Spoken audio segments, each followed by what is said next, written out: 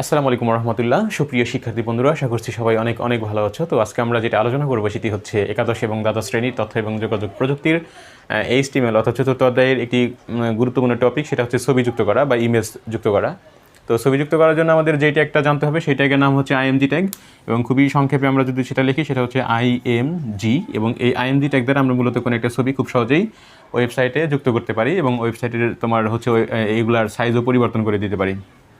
মানে ওয়েবসাইটের ওয়েট কত হবে, হাইট কত হবে, সেগুলো আমরা বিস্তারিত বলবো। তো স্বাভাবিকভাবে প্রথম দিকে আমরা যেটা শিখবো সেটা হচ্ছে কীভাবে আমরা এই ছবিটাকে ওয়েবসাইটে যুক্ত করব। এটা খুবই সিম্পল, একবার দেখলেই বুঝতে পারবা। সেটা হচ্ছে কী করবো, আমরা শুরুতে লিখবো হচ্ছে আমরা, আর এটা হচ্ছে ওয়েবসাইটের কিন্তু মানে একটা ওয়েবসাইট তৈরি করতে HTML এর এটা হচ্ছে একটা বেসিক গঠন। আমাদের শুরুতে এটা প্রত্যেকটার ক্ষেত্রে লিখতে হবে। শুরুতে HTML বডি দ্বারা শুরু করতে হবে এবং সব কাজ শেষে বডি ক্লোজ করতে হবে, তারপরে HTML ক্লোজ করতে হবে। এটা হচ্ছে HTML এর বেসিক বা স্ট্রাকচার। তো এখন কথা হচ্ছে যে আমরা কীভাবে ছবিটা যুক্ত করব। তো ছবিটার নাম দেওয়া আছে image.jpg।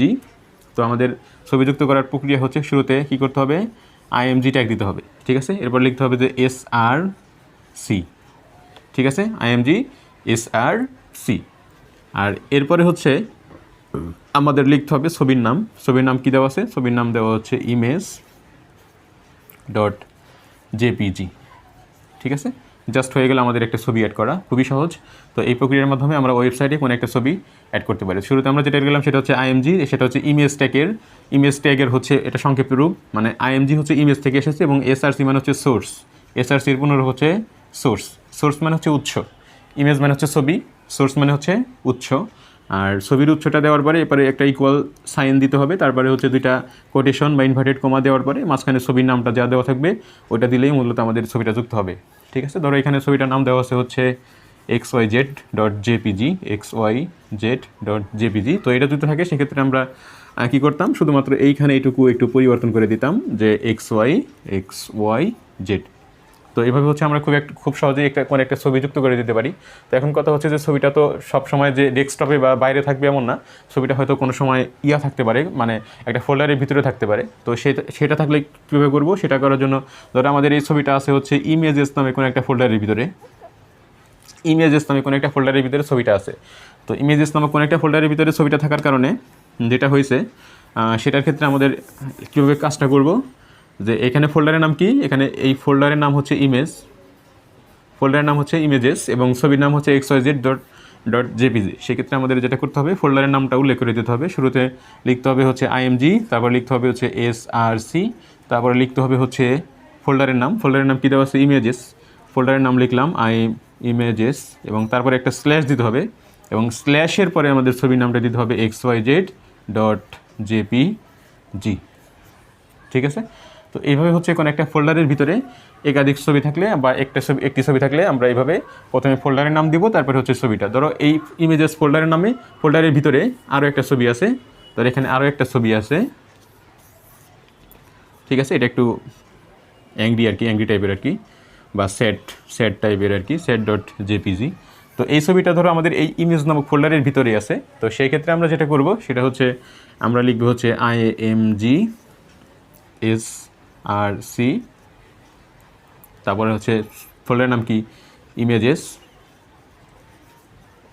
এবং তারপরে স্ল্যাশ, তারপরে ছবির নাম যেহেতু দেওয়া হচ্ছে sad.jpg এবং তারপরে এটা ক্লোজ করতে হবে। তো ফোল্ডারটা যদি আরও কোনো ফোল্ডারের ভিতরে থাকতো সেক্ষেত্রে আমরা এই স্ল্যাশ দিয়ে ফোল্ডারগুলো একদম যেটা হচ্ছে মেইন ফোল্ডার ওটা সবার প্রথমে লিখলাম, তারপরে সাব ফোল্ডার, মানে ধরো এটা হচ্ছে ধরো ইমেজের এই ফোল্ডারটা, ধরো ইমেজেস নামক এই ফোল্ডারটা ধরো আবার একটা ফোল্ডারের ভিতরে, সেটা হচ্ছে ফটোস, ঠিক আছে। ধরো এরকম ফোল্ডারের ভিতরে তার ভিতরে ধরো ছবিটা আছে হচ্ছে ধরো sad.jpg। সেক্ষেত্রে আমরা কী করতাম, আগে আমরা হচ্ছে ফটোস লিখতাম, তারপরে স্ল্যাশ দিয়ে হচ্ছে ইমেজ লিখতাম, তারপরে স্ল্যাশ দিয়ে হচ্ছে ছবিটার নাম লিখতাম, ঠিক আছে। এই প্রক্রিয়ার মাধ্যমে আমরা কোনো একটা ছবি অ্যাড করতে পারি। তো এখন কথা হচ্ছে যে এই ছবিটার অনেক সময় সাইজ মানে হাইট এবং ওয়েট বলে দেওয়া থাকে বা সাইজ পরিবর্তন করা যায় কিভাবে। তো ধরো আমাদের এই ছবিটার নামটা হচ্ছে আগেরটা হচ্ছিল হচ্ছে xyz.jpg এবং ছবিটার হাইট দর দেওয়া থাকলো হচ্ছে 300 পিক্সেল এবং ওয়াইড দর দেওয়া থাকলো 400 পিক্সেল। তো ঠিক আছে, তো এই ছবিটা যদি আমাদের সাইজটা পরিবর্তন করতে চাই সেক্ষেত্রে আমাদের এই ট্যাগের ভিতরে সাইজটা লিখে দিতে হবে। তো আমরা কি করব, আমরা প্রথমে ছবিটা যুক্ত করব এবং তারপর স্পেস দিয়ে এখানে লিখতাম, কিন্তু আমাদের জায়গা সংকলন না হওয়ার কারণে আমরা নিচে লিখব। আমরা লিখব হচ্ছে মানে নিচের থেকে উপর দিকে এটা হচ্ছে হাইট, মানে এটাকে বলা হচ্ছে হাইট, আর ওইদিকে যেটা আছে ওইটাকে বলা হচ্ছে ওয়েট। তো উইথ এবং হাইটটা আমরা এখানে থেকে করবো আর কি। তো হাইট কত, এটা ট্যাগের ভিতরে করা যাবে না, এখানে একটা স্পেস দিয়ে এখানে করতে হবে। তো হাইট কত, হাইট দেওয়া আছে 300 এবং কী দেওয়া আছে ওয়েট দেওয়া আছে কত, ওয়েট দেওয়া আছে 400, ওয়েট দেওয়া আছে 400।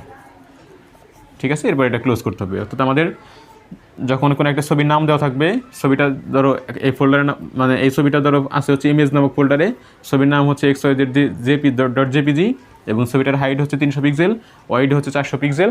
তো ছবিটা যুক্ত করার জন্য HTML কোড লিখতে বলা হবে তোমাকে। তো তুমি যেটা করবা সেটা হচ্ছে প্রথমে লিখবা imgsrc, এটা প্রত্যেকটার ক্ষেত্রেই কমন। তারপরে যেটা করবা সেটা হচ্ছে ইমেজেস, মানে ফোল্ডারের নাম লিখবা, তারপরে ছবির নাম লিখবা ইনভার্টেড কমার ভিতরে। তারপরে যেটা করবে সেটা হচ্ছে হাইট ওয়াইড, যেটা দেওয়া আছে তুমি এটা ইচ্ছা করলে এটা আগে এটা পরে লিখতে পারো, সমস্যা নেই।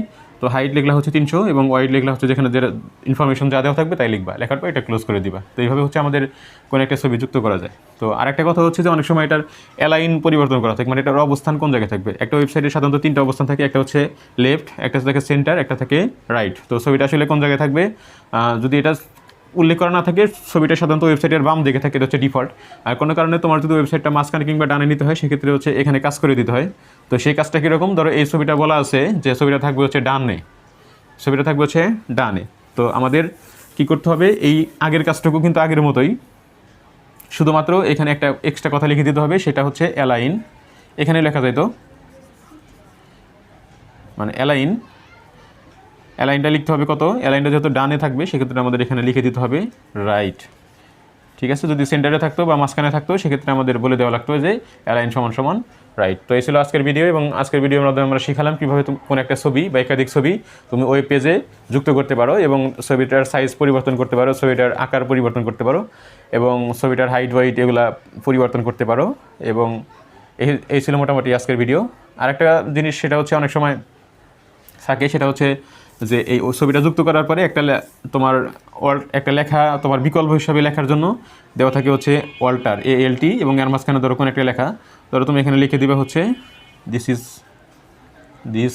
ইজ এ ফটো, বা তুমি এখানে যে লেখাটা লিখবা যদি কোনো কারণে ছবি আসে বা না আসে সেই ক্ষেত্রে হচ্ছে এই লেখাটা এই প্রদর্শন করবে আর কি, এটাকে বলে অল্টার। ঠিক আছে, বা অল্টারনেটিভ টেক্সট। তো এই ছিল আজকের ভিডিও, সবাইকে অসংখ্য ধন্যবাদ জানিয়ে আজকের মতো এখানে শেষ করতেছি। সবাই তো আমাদের চ্যানেলটি সাবস্ক্রাইব করে আমাদের সাথে থাকবা এবং ভিডিওটি ভালো লাগলে অবশ্যই লাইক কমেন্ট করবা এবং খারাপ লাগলে ডিসলাইক করবা। সবাইকে অসংখ্য ধন্যবাদ জানিয়ে আজকের মতো এখানে শেষ করতেছি। আসসালামু আলাইকুম।